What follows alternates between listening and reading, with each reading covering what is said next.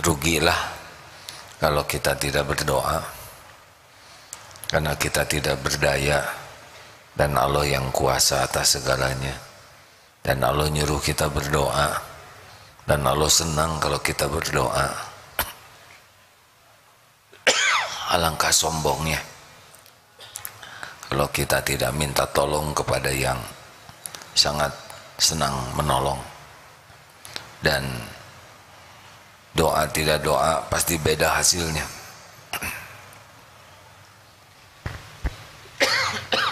Maaf hadirin, silakan nomor berapa Ustaz?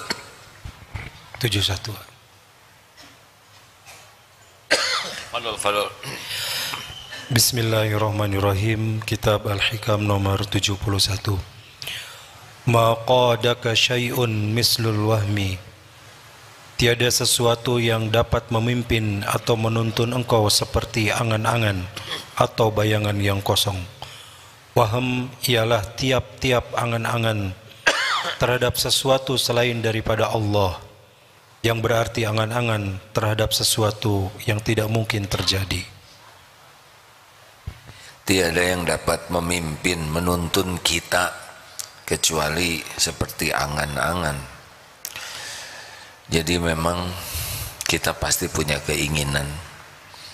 Yang jadi masalah adalah keinginan kita ini mendekatkan kita kepada Allah atau menjauhkan dari Allah. Keinginan kita ini membuat kita semakin tawakal atau semakin tidak bersyukur,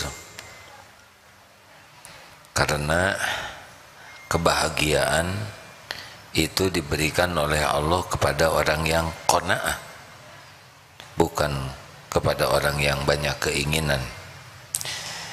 Rasulullah SAW bersabda, qad aflaha, ini hadis sahih Muslim ya, qad aflaha man aslama, sangat beruntung, amat sangat beruntung, amat sangat bahagia, sukses orang yang mendapatkan hidayah Islam.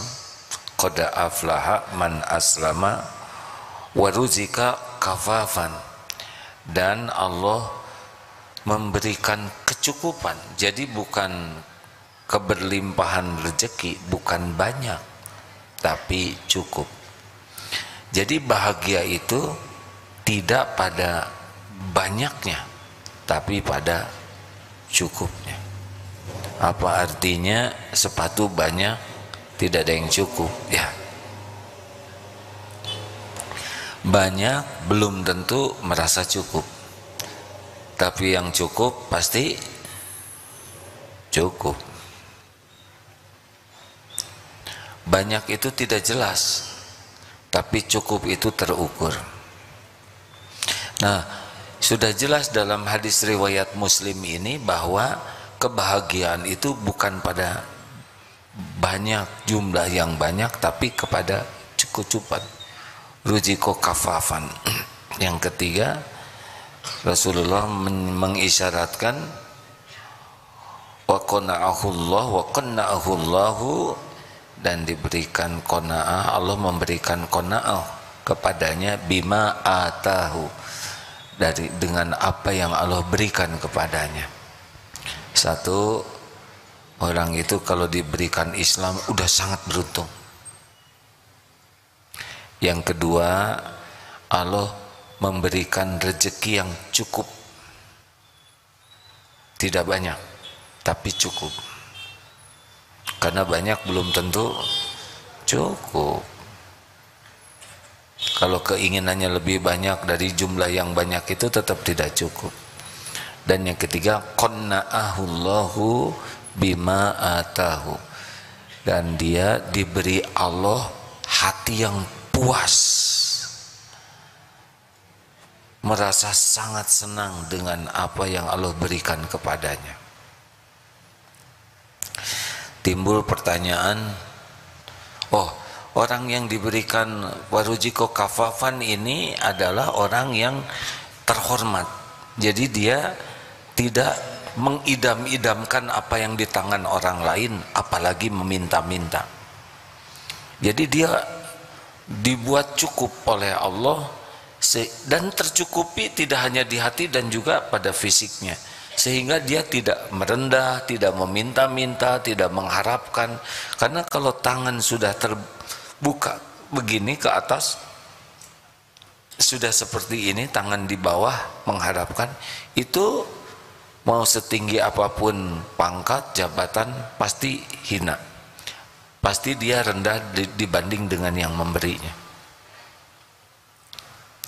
Berapa banyak yang sudah sangat kaya, termasuk hakim kurang agung yang kemarin ketangkap, itu sudah kaya, tapi ya begitulah, tidak punya jiwa qanaah di hatinya, sehingga tidak merasa cukup terus.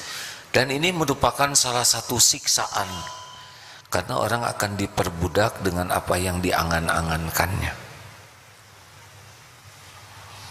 Jadi kalau ingin tahu orang yang diberikan bahagia oleh Allah itu bukan yang banyak uang, tapi yang dia diberikan cukup batinnya tuh, puas dengan pemberian Allah.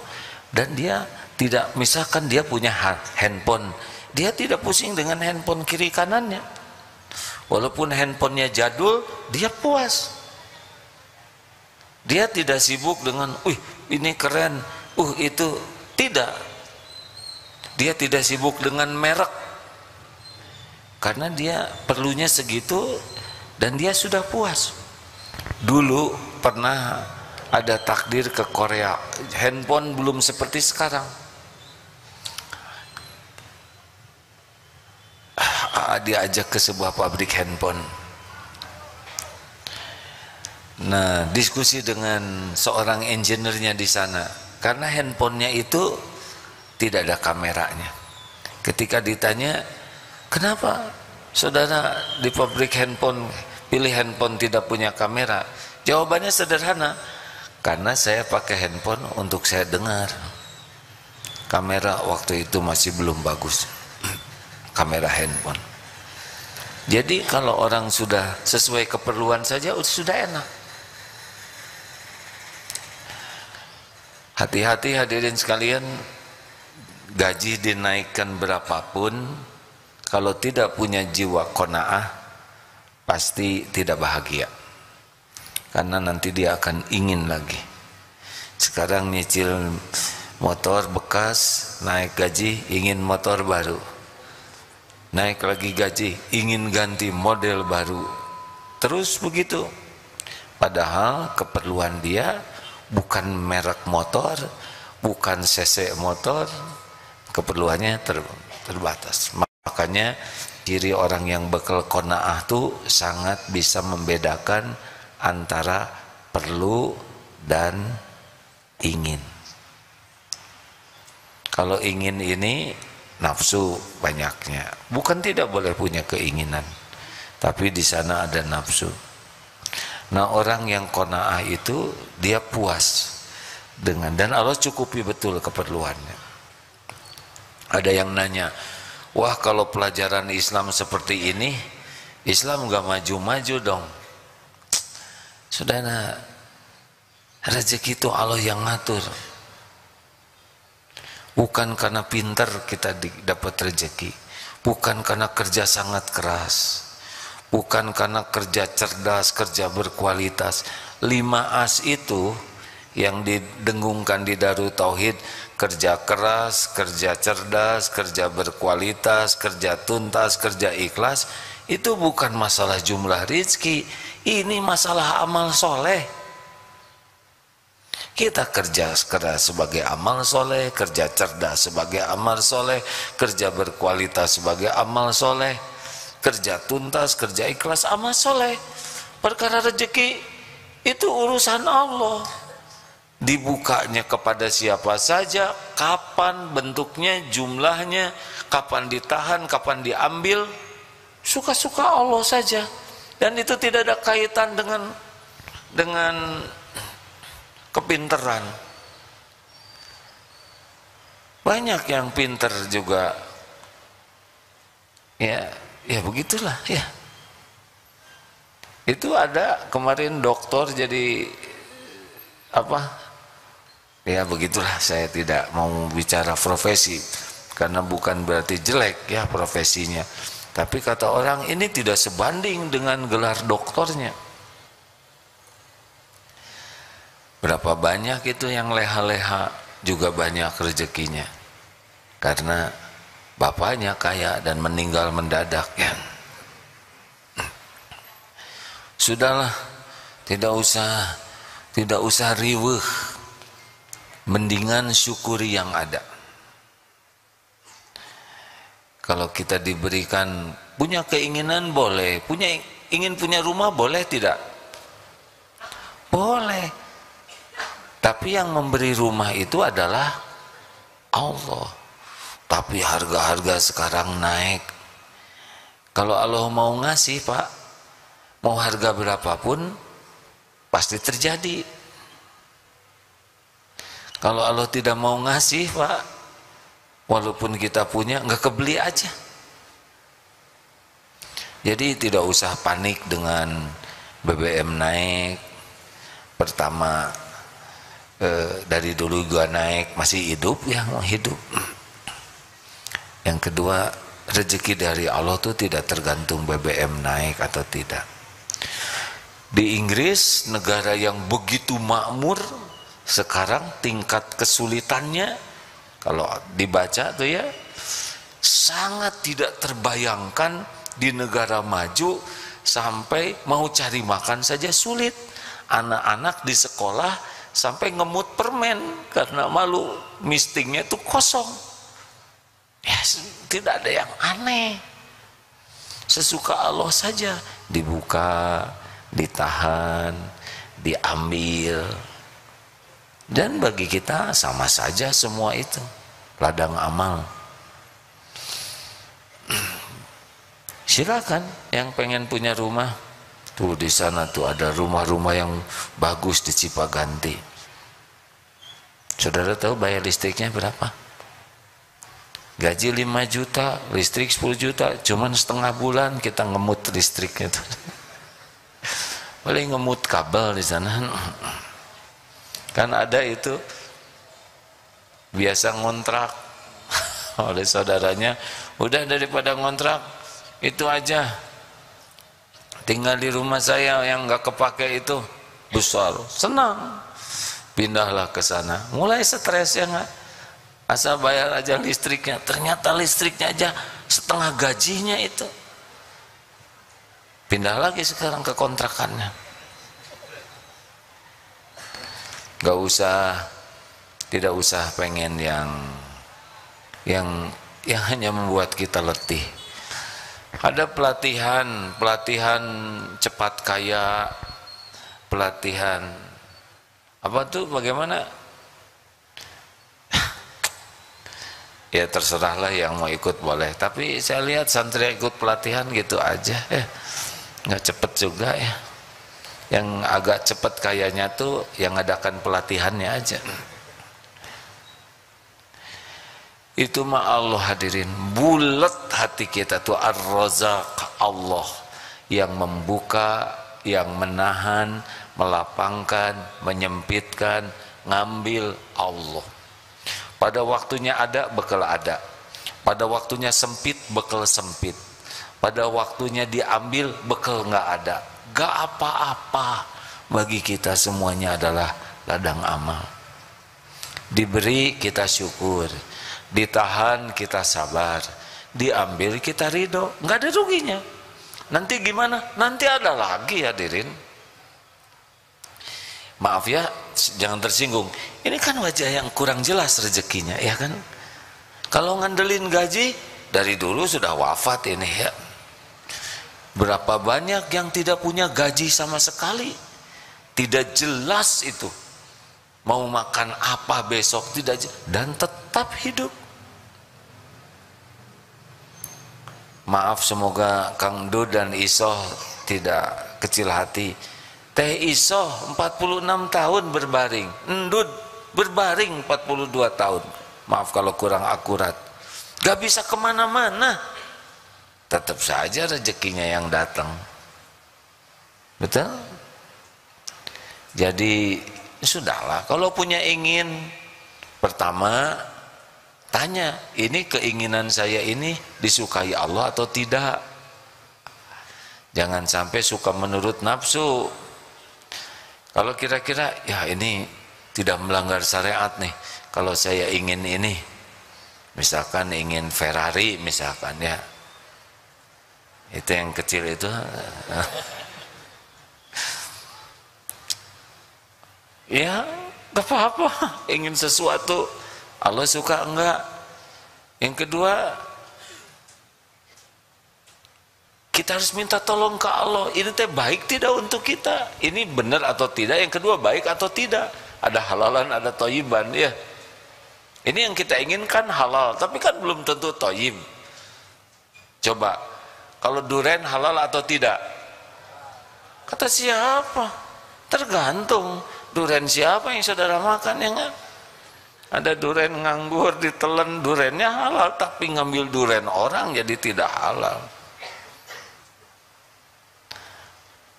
Makanya kalau punya keinginan, sesudah ini tidak melanggar syariat nih keinginan saya, kemudian mulailah musyawarah dengan yang ahlinya. Karena kalau sudah ingin itu kecenderungannya harus terjadi, harus bisa dua hal, satu musyawarah dan yang kedua istiqoroh.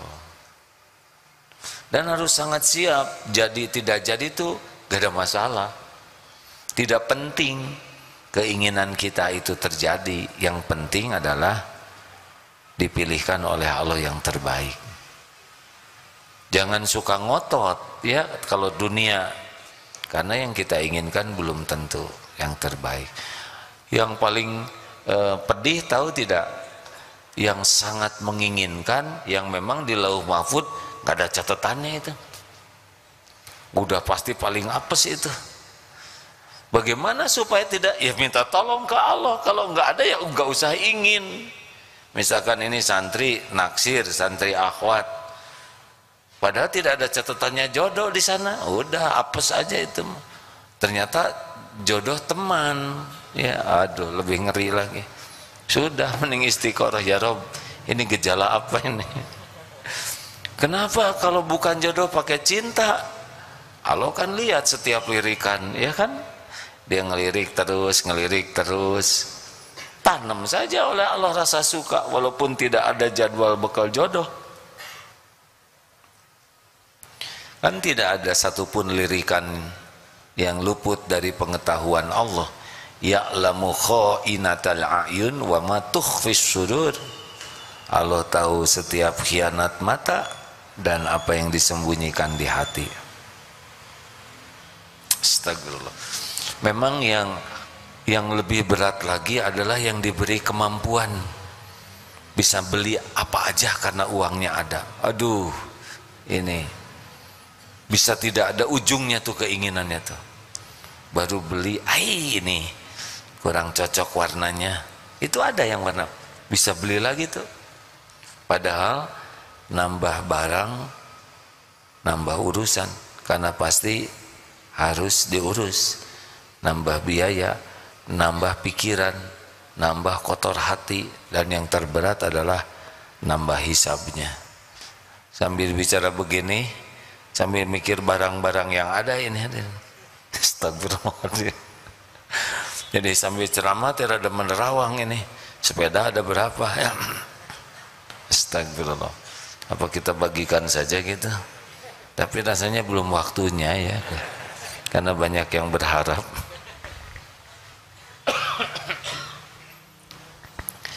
Nah, alhamdulillah, terima kasih. Ini sudah terima kasih banyak ya. Tapi kemarin, ada tapi itu kurang bijaksana. Beberapa waktu yang lalu bertamu ke seorang yang pengusaha besar, bersepeda sama-sama. Ketika menyajikan minum, beliau itu sangat pelan-pelan dan diatur sedemikian rupa sehingga tangannya ini pas untuk tempat atas. Luar biasa. Nggak apa-apa ya. Kalau nggak begitu nggak jadi ilmu buat semuanya ya.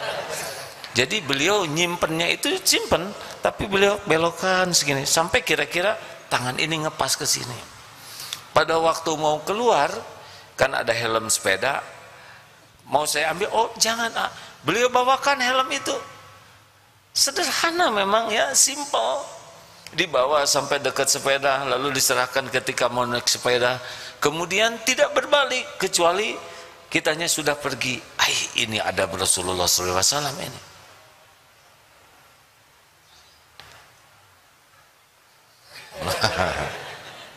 Alhamdulillah, terima kasih. Beliau sebetulnya sudah tahu, tapi sengaja digini supaya jadi ilmu buat semua ya. 1001 alasan berbaik sangka ya. Lanjut. Jadi di Darut Tauhid ini bisa bahagia, bisa menderita. Kalau dia sibuk tidak nerima yang ada, sibuk membanding-banding dengan rezeki yang lain, nanya-nanya gaji temennya, kamu gaji berapa? Ini ciri-ciri bakal apes nih ya. Kamu gaji berapa? Itu tidak nambah gaji dia, tapi nambah penderitaan dia. Rezeki dari Allah itu tidak harus lewat gaji semuanya, tidak harus terhitung oleh kita, tidak harus terpikir juga oleh kita. Tenang saja, yakin saja, Allah Ar-Razzaq, satu-satunya pemilik pembagi rezeki. Kita fokus saja jadi amal soleh, bekerja dengan niat lillahi ta'ala, lakukan yang terbaik, doa yang maksimal, selebihnya bereslah. Ini saya nggak punya tabungan, padahal nanti ada pada waktunya. Ada yang tidak bisa lihat, teman di BSD,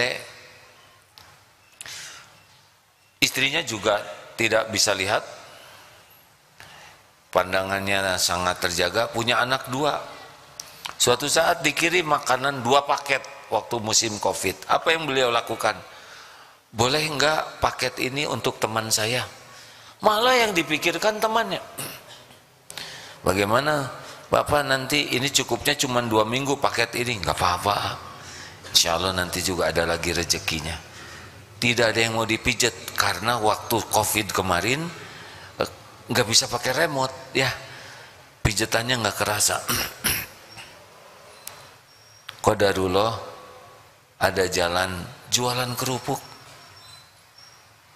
Orang lihat, aduh ini yang nggak bisa lihat tunanetra jualan kerupuk, belinya tuh nggak satu-satu, dihitung-hitung lebih banyak dari hasil mijet.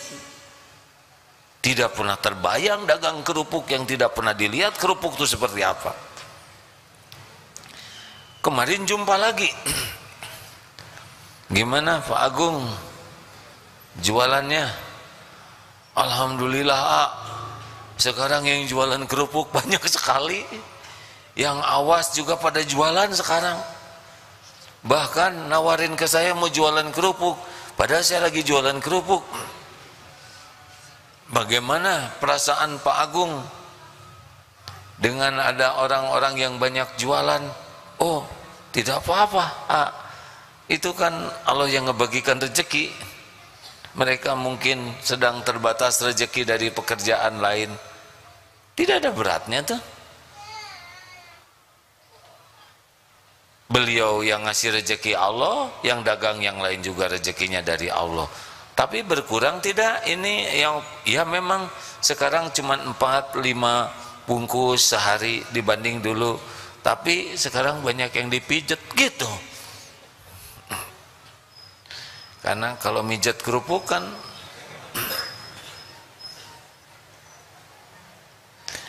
ada. Lalu anaknya bagaimana nih Pak? Sekolah, jangankan buat sekolah, untuk ngontrak saja kan harus pindah, tidak ada uangnya. Qadarullah, DKM masjid ngumpulkan dana cukup untuk menyewa kontrakannya. Lalu bagaimana anaknya mau sekolah? Ada sebuah lembaga memberi beasiswa, beres saja. Yang kalau dihitung-hitung itu Masya Allah. Jadi rezeki itu tidak harus terpikirkan oleh kita. Yang harus kita pikirkan, pekerjaan kita jadi amal soleh tidak, itu saja. Man amila solihan min dzakarin aw unsa wa huwa mu'min falanuhyiyannahu hayatan thayyibah. Barang siapa yang beramal soleh baik laki maupun perempuan dan dia beriman, yakin ke Allah, maka Allah benar-benar mengaruniakan kepadanya di dunia ini hayatan thayyibah. Ini enak hidup seperti ini hadirin. Wah, orang Islam tidak akan maju lah. Kita mau maju, mau bahagia, kan? Mau maju kemana? Ujungnya sama kok, masuk kubur. Tuh, dengar sebuah ceramah di Dubai, ada orang yang sangat kaya, mobil dengan segala macam merek yang kalau ditumpangnya cuma satu saja ya. Dan nggak mungkin 5 terus dia tiarap di atas, nggak enak pakai begitu. Pesawat jet pribadi, rumah bagai istana. Lalu foto yang satunya lagi adalah kuburannya. Kuburannya hanya tanah seonggok batu saja. Dibawa kemana? Mbak Eli kemarin wafat. Itu yang dari Inggris ya, Elizabeth.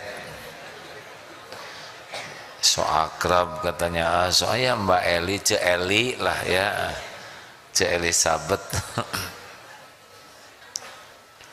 Bawa apa ke kuburan? Makanya hidup ini mau apa? Mau bahagia? Kalau saya milih bahagia, bahagia bukan dari jumlah harta, bahagia bukan dari jumlah rumah, aset, bahagia bukan dari gelar, pangkat, jabatan, kedudukan, popularitas, subscriber, follower, gak. Bahagia tuh man amila soliham min dzakarin au unsa wa huwa mu'min. Amal soleh, hatinya ikhlas, melakukan apapun ikhlas lillahi ta'ala. Makin ikhlas makin bahagia, kurang ikhlas kurang bahagia, tidak ikhlas tidak bahagia. Hidupnya benar bahagia, tidak benar tidak bahagia. Terserahlah mau apa.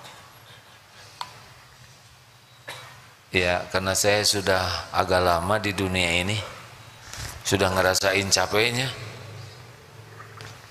Pontang panting pentong pentung. Sekarang milih bahagia aja.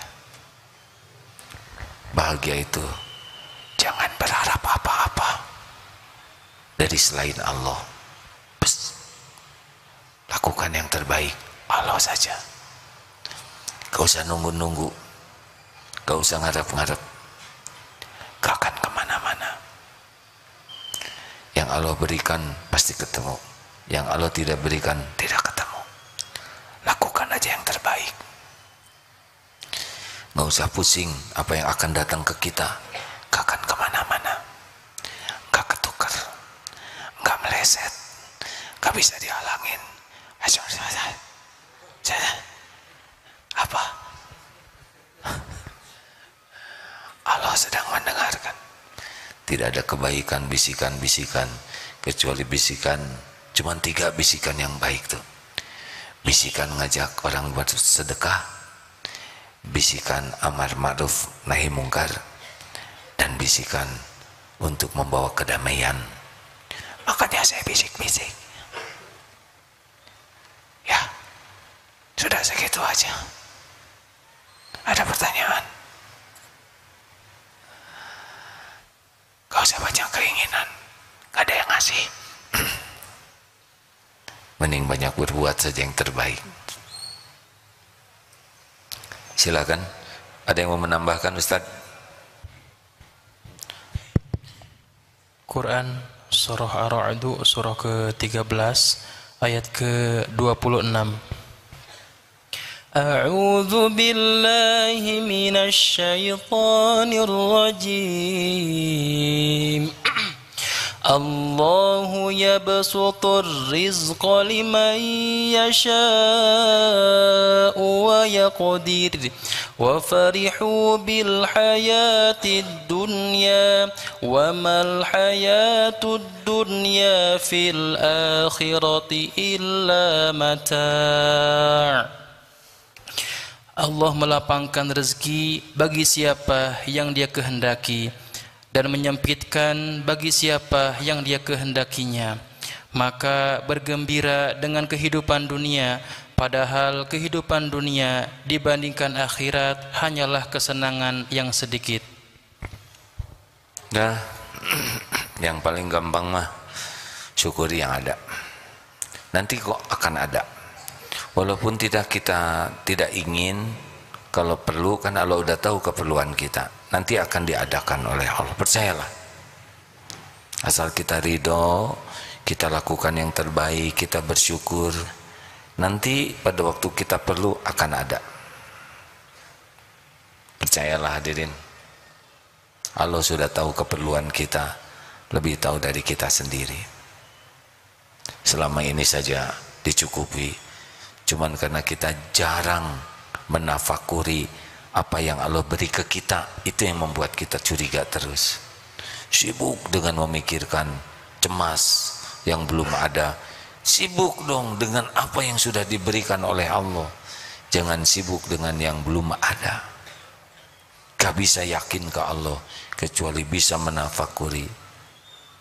Ya begitu. Ada pertanyaan silakan.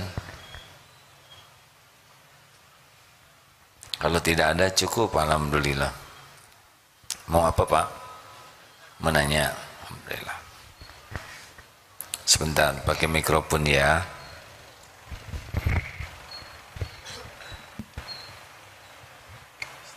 Bismillahirrahmanirrahim. Assalamualaikum warahmatullahi wabarakatuh. Izin bertanya terkait berdoa. Jadi mohon berkenan juga memberikan teknik-teknik dalam berdoa gitu. Teknik? Ya. Bagaimana tekniknya? Ini bukan masalah STM, sekolah teknik. Doa itu adab mungkin. Oh, ya adab Pak. Syukron, terima kasih. Apa pertanyaannya? Yang tadi ya, jadi doa, teknik berdoa. Ya. Begini nih ya. Pas baru aja sebelum ini lihat Habib teknik menjatuhkan lawan. Jadi doa itu adalah yang paling pertama dan utama, tidak boleh lalai hatinya. Karena Allah itu tidak mengabulkan orang yang hatinya ghafilin, lalai. Itu syaratnya. Yang pertama, berarti harus yakin. Ana indadzanni abdi bi, aku sesuai prasangka hambaku.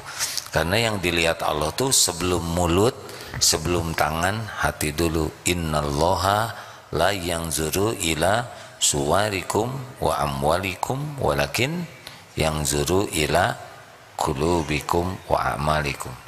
Banyak yang doa astagfirullahaladzim, ampuni ya Allah, amin amin amin, amin ya Allah, amin amin. Aku pakai aan begitu. Husnuzon kepada Allah. Dan yang sangat penting lagi adalah positioning hati kita nih. Yang terpenting dari sebuah doa, kita tuh harus merasa kita tuh hamba. Hamba itu kita tidak punya apa-apa. Allah yang punya segala-gala. Satu tuh. Dua, hamba itu tidak ada daya, tidak ada kekuatan. Allah yang maha kuasa. Tiga, kita tidak tahu apa-apa. Allah yang maha tahu segalanya. Empat, kita berlumur dosa, hina, dina. Allah yang maha suci dan yang maha kuasa mengampuni kita.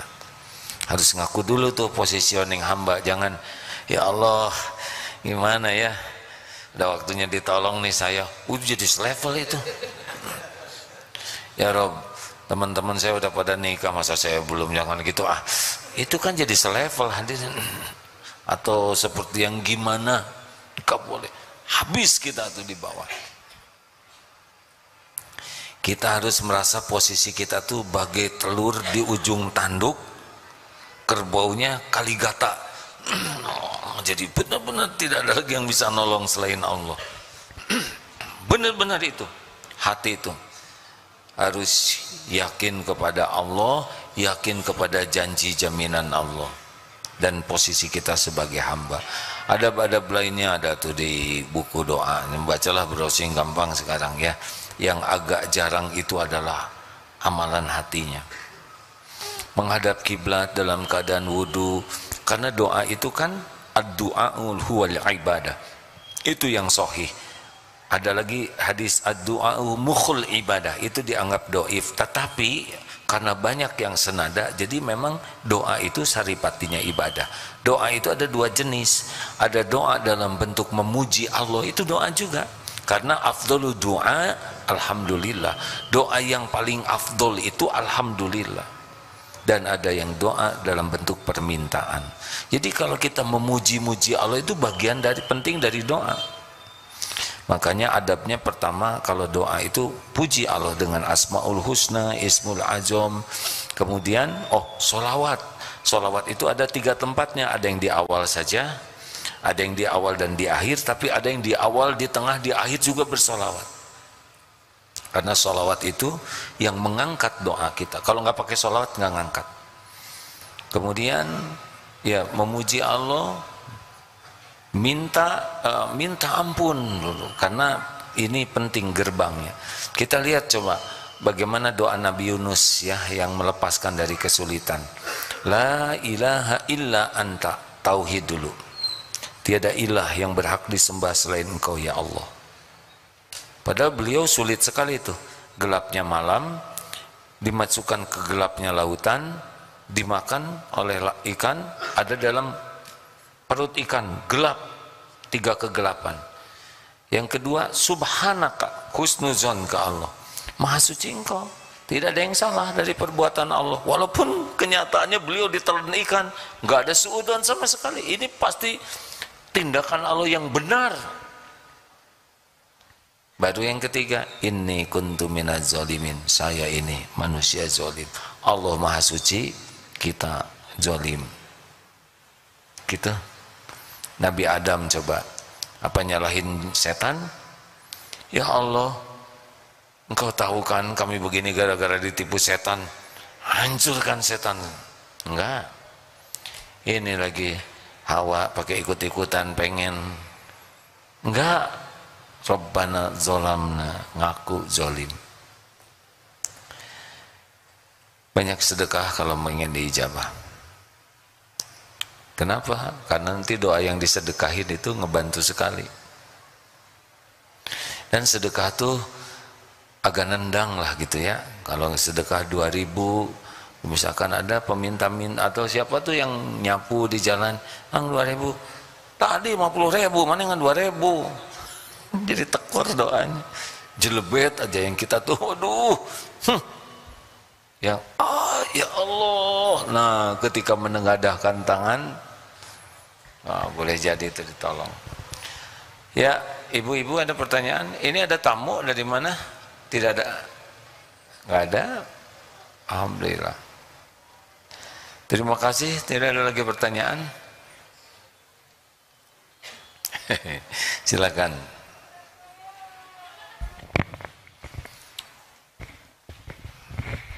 Assalamualaikum Pak. Waalaikumsalam warahmatullahi wabarakatuh. Punten, saya mau tanya, gimana sikap kita menyikapi mertua yang menyuruh kita untuk bercerai, padahal si anaknya, si istri saya ini tidak mau gitu. Dikarenakan karena penghasilan dari saya lebih rendah dari istri saya gitu, maksudnya istri saya lebih tinggi. Begini saya bantu ya. Ada sebuah keluarga, mertuanya menyuruh anaknya bercerai, anaknya ini perempuan, karena menilai suaminya itu penghasilannya lebih kecil daripada anaknya. Kurang lebih pertanyaannya seperti itu. Benar. Yang ditanyakan sekarang sikap siapa? Suaminya? Ya, sikap kami berdua lah gitu dalam iya. menyikapi. Kalau sudah dinikahkan itu anak perempuan, itu sudah pindah tanggung jawabnya kepada suami. Beda dengan anak laki. Kalau anak laki, misalkan itu orang tua saya ikut sama saya nebeng di rumah saya, durhaka, karena harta anak harta orang tua juga. Kalau anak laki itu ngikut terus. Kalau anak perempuan ketika ijab kabul sudah menjadi tanggung jawab anaknya. Bukan tidak nurut ke orang tua, tapi harus nurut ke suami. Jadi kalau suaminya nggak mau pisah, nggak usah pisah. Apakah ini durhaka? Tidak, ya, karena suruhannya tidak baik. Apalagi kalau alasannya hanya masalah gaji. Itu mah nggak boleh jadi alat ukur. Nah, jangan pisah, tapi tetap bersikap baik. Dan keinginan seperti ini tidak akan selamanya begitu. Makanya tobat, banyak minta ampun, evaluasi diri, perbaiki diri. Tidak akan selamanya, nanti dibulak-balik oleh Allah. Ya, siapa tahu nanti mertua ini yang ngasih tambahan gaji, ya itu ngarang ya. Ya, jadi kalau ada masalah tuh tidak akan seakan-akan kalau udah begini, begitu selamanya. Oh enggak, Allah tuh ngebulak-balik. Makanya ada perbuatan orang yang tidak baik tuh kita hanya boleh tidak suka kepada perbuatannya, kepada orangnya tetap harus sayang, karena besok lusa bisa berubah itu. Ya kita juga kan begitu, ya nggak nyangka kita begini, ya kan? Halo? Maksudnya saya nggak nyangka gitu. Dah banyak tobat, banyak minta ampun ke Allah, banyak minta tolong. Akhwat, jangan mau dinikahin hanya karena orang itu punya mobil, ya. Karena mobil itu pinjaman. Kalau milih calon suami hanya karena duniawi, sekejap duniawi itu bisa hilang. Pilihlah karena akhlaknya, ketakwaannya. Nanti Allah yang nyukupin. Jangan terpesona kepada mobil bagus. Mobil bagus itu cuman kaleng, besi, paku, karet, gak ada apa-apanya. Emang bagus sih, cuman tidak jamin bahagia. Coba suaminya bawa mobil bagus, kecodet dikit bisa ditempeleng itu istri, ya, karena dia lebih mencintai mobilnya. Dah, bonus terakhir supaya jadi ganjil 3. Ada pertanyaan? Ya, silakan deh. Salam, tenang ya. Assalamualaikum warahmatullahi wabarakatuh. Perkenalkan, nama saya Amirul Mukminin, asal dari Bekasi. Alhamdulillah. Pertanyaan saya, Guru Agim, Afwan, yang pertama, bagaimana cara untuk bisa bersih hati, jasad dan ruhnya? Syukran. Supaya bersih hati, jasad dan roh. Oh, serem ini. Saya tidak tahu ngebersihkan roh halus seperti itu. Ini teh udah pengajian bertahun-tahun deh, pengennya ngebersihin hati. Jadi jawabannya bersihkan aja lah oleh ade ya. Bersih hati yang paling dekat itu adalah la yazalul lisanuka rotban min zikrillah. Jangan pernah berhenti lisannya dari nyebut nama Allah dengan ikhlas, ya. Karena bagaimana dalilnya? tidaklah yastaqimu imanan abdin, tidaklah istiqomah iman seorang hamba hatta yastaqima qalbuhu, wala yastaqimu qalbuhu hatta yastaqima lisanuhu. Tidaklah istiqomah iman seseorang kecuali dia dengan hati yang istiqomah. Jadi ini hatinya istiqomah, nanti keyakinannya akan istiqomah. Dan tidaklah hatinya istiqomah kecuali lisannya istiqomah. Makanya sulit orang memiliki istiqomah kalau tidak istiqomah jaga lisan. Dek, kurangin bicara, zikir yang banyak. Mumpung pakai masker begitu aman. Udah itu aja. Siap, nguragin, syukran. Terima kasih banyak. Ini santri apa ini? KPI. Kan? STI. Itu warna apa warnanya? Itu apa sih warnanya? Hah? Ungu. Saudara, maaf kalau saya nanya bukan main-main, saya nggak ngerti sebagian warna, ya. Tapi saya lihat ini warnanya apa, Adek? Hitam. Rambutnya deng saya lihat. Tapi tahu saya juga merah, hijau, pokoknya tahu hijau dari mana bergerak, ya. Oh, pasti hijau nih. Tahu yang begitu, hanya sebagian warna kurang mengerti, ya. Ya, disleksia. Diberi karunia Allah disleksia, ya. Ada beberapa hal. Kalau ada yang disleksia tidak tahu kiri kanan, bayangin, jangan lupa tahu kiri kanan. Ada yang tidak nulis, saya termasuk yang tidak menulis, jadi tulisannya jelek, tidak bisa banyak, begitulah. Ya nggak apa-apa, sesuka Allah saja yang menciptakan. Ya, 10% di dunia ini disleksia, ada yang ringan, ada yang sedang, ada yang berat. Contoh yang disleksia itu Thomas Alva Edison, kemudian Muhammad Ali. Saya cari yang keren-kerennya dunia, ya nggak? Lee Kuan Yew, ya. Jadi penjahat-penjahat sejati juga itu ada yang disleksia. Katanya yang disleksia ini mikirnya agak beda syariatnya lah dengan yang lain, karena dia memiliki beberapa kendala menyelesaikan masalah. Jadi dia berpikir menyelesaikan masalahnya tidak dengan cara yang umum, katanya begitu. Tapi semuanya ada dalam ilmu Allah. Yang baik cuman yang takwa saja. Terima kasih Bapak Ibu yang budiman. Allahumma shalli ala sayyidina Muhammad wa ala alihi.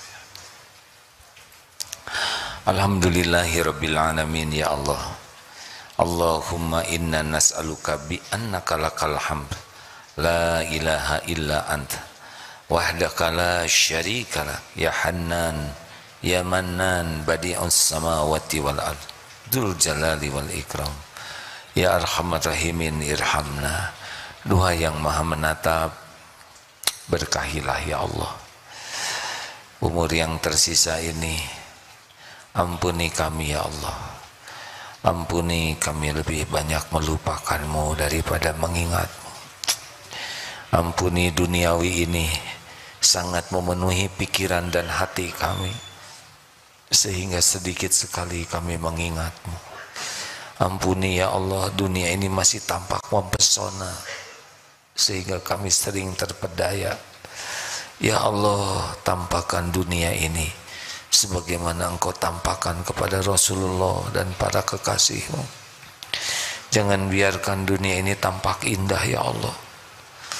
Titipkan kepada kami dunia yang Engkau pilih, halal, barokah, dunia yang tidak menjauhkan kami darimu, bahkan dunia yang membuat kami dekat denganmu. Titipkan kepada kami dunia yang membuat hidup kami bermanfaat bagi sebanyak-banyaknya makhlukmu. Jangan pernah ada apapun yang lengket di hati kami selain Engkau ya Allah.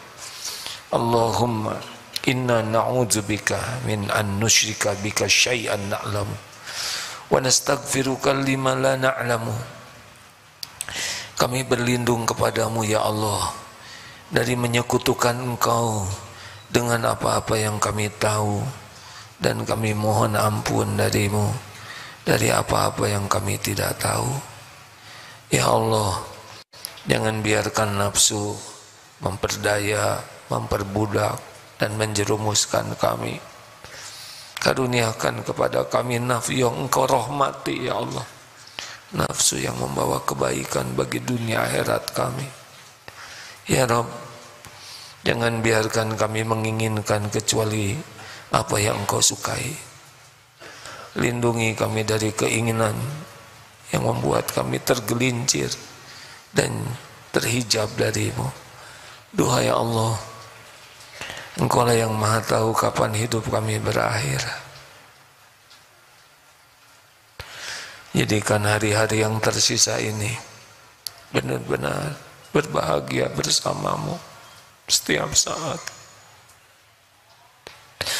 Jangan biarkan hati ini berpaling darimu sesaat pun.